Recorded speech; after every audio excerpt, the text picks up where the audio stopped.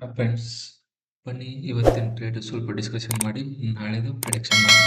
ನೋಡಿ, ನಾನು ನಿನ್ನೆ ಹೇಳಿದೆ, ಯಾವಾಗ ಪಾಸಿಟಿವ್ ಮಾರ್ಕೆಟ್ ಇರುತ್ತಲ್ಲ ಅವಾಗ ಈ ಬಯರ್ಸು ಪ್ರಾಫಿಟ್ನ ಇರ್ತಾರೆ. So gap to flat to gap up ಆದರೆ ಬೈಯಿಂಗ್ ಅಂತ ಹೇಳಿದ್ದೆ. ಸೊ ಮಾರ್ಕೆಟ್ ರೆಸ್ಪೆಕ್ಟ್ ಮಾಡಿದೆ.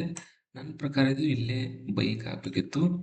ಸೊ ಇದೇನು ಮಾಡಿದೆ, ಸ್ವಲ್ಪ ಬೈಯರ್ಸ್ ಎಲ್ಲ ಜಾಸ್ತಿ ಬಂದಿದ್ದಾರಲ್ಲ, ಸೊ ಅವ್ರು ಸ್ಟಾಪ್ ಲಾಸ್ ತೊಗೊಂಡು ಮೇಲೆ ಹೋಗಿದೆ.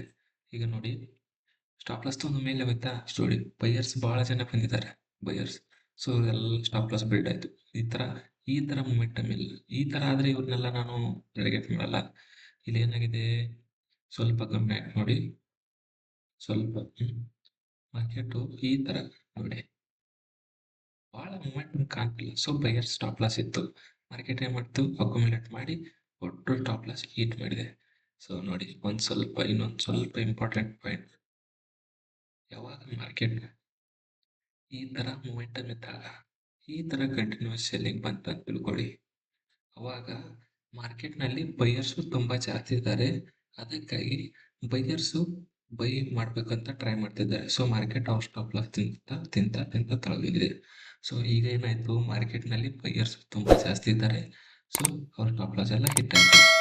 ಅದಾದ ನೆಕ್ಸ್ಟ್ ಡೇ ಏನಾಗುತ್ತೆ, ಮಾರ್ಕೆಟು ಆಲ್ಮೋಸ್ಟ್ ಪಾಸಿಟಿವ್. ಈ ಥರ ಆದಾಗ ಆಲ್ಮೋಸ್ಟ್ ಪಾಸಿಟಿವ್ ಬೇಕಂದ್ರೆ ನೀವು ಪ್ರಿವಿಯಸ್ 1 ಇಯರ್ ಪೂರ್ತಿ ಚಾರ್ಟ್ ತೆಗೀರಿ. 1 ಮಿನಿಟಲ್ಲಿ ನಾನು ಹೇಳ್ತಾ ಇರೋದು, 1 ಮಿನಿಟ್ ಚಾರ್ಟಲ್ಲಿ ಪೂರ್ತಿ 1 ಇಯರ್ ಬ್ಯಾಕ್ ಹೋಗಿ ಅನಾಲಿಸಿಸ್ ಮಾಡಿ. ಅವಾಗ ನಿಮ್ಗೆ ಗೊತ್ತಾಗುತ್ತೆ ಮಾರ್ಕೆಟ್ ಯಾವಾಗ ಹೋಲ್ ಡೇ ಪೂರ್ತಿ ಪಾಸಿಟಿವ್ ಇದ್ದಾಗ ಸಡನ್ನಾಗಿ ಒಂದು ಹಾಫ್ 1 to 2 ಅವರ್ ಒಳಗೆ ಕಂಟಿನ್ಯೂ ಸೆಲ್ಲಿಂಗ್ ಬರುತ್ತೆ. ಅವಾಗ ನೆಕ್ಸ್ಟ್ ಡೇ ಓಪನ್ ಆಯ್ತು ಅಂತ ತಿಳ್ಕೊಳ್ಳಿ, ಫ್ಲ್ಯಾಟು ಗ್ಯಾಪ್ ಅಪ್ಪು ಪಕ್ಕಾ ಬೈಯಿಂಗ್ ಇರುತ್ತೆ. ಆಯ್ತಾ? ಯಾಕಿರುತ್ತೆ ಹೇಳಿ ನೋಡೋಣ. ಯಾಕಿರುತ್ತೆ ಅಂದರೆ, ಈಗ ಇಷ್ಟೆಲ್ಲ ನೋಡಿ ಸೆಲ್ಲರ್ಸ್ ಬಂದಿದ್ದಾರೆ. ಇಲ್ಲಿ ಸೆಲ್ಲರ್ ಸ್ಟಾಪ್ ಲಾಸ್ ಅಕ್ಯುಮುಲೇಟ್ ಆಗಿದೆ. ಸೊ ಮಾರ್ಕೆಟ್ ಏನು ಮಾಡಬೇಕು, ಸೆಲ್ಲರ್ ಸ್ಟಾಪ್ ಲಾಸ್ ಅಕ್ಯುಮುಲೇಟ್ ಆಗಿದೆ. ಸೊ ಈ ಬಯರ್ಸ್ನ ನೀವು ಟಾರ್ಗೆಟ್ ಮಾಡಿಬಿಡಿ ಸದ್ಯಕ್ಕೆ. ಯಾಕಂದರೆ ಇವ್ರನ್ನ ಓಕೆ ಒಪ್ಕೋತೀನಿ, ಇವ್ರು ನಿಯರ್ ಇದೆಯಲ್ಲ.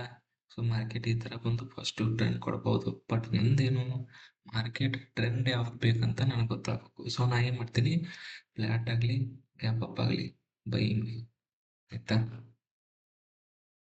ಸ್ವಲ್ಪ ಗ್ಯಾಪ್ ಡೌನ್ ಆದರೆ ಸ್ವಲ್ಪ ವೇಟ್ ಮಾಡಬೇಕು. ಯಾಕಂದರೆ ಈಗ ನೋಡಿ, ಈ ಲೆವೆಲ್ ಬ್ರೇಕ್ ಆಯಿತು ಅಂತ ತಿಳ್ಕೊಳ್ಳಿ, ಬೈ ಚಾನ್ಸ್ ಇಲ್ಲಿ ಬಂದೀಗ ನಾನು ಹೇಳ್ತೀನಿ ಬೈಯಿಂಗ್ ತೊಗೊಂಡೆ ಅಲ್ಲ, ಇಲ್ಲಿ ಬಂದು ಬ್ರೇಕ್ ಡೌನ್ ಆಗ್ಬೋದಲ್ಲ.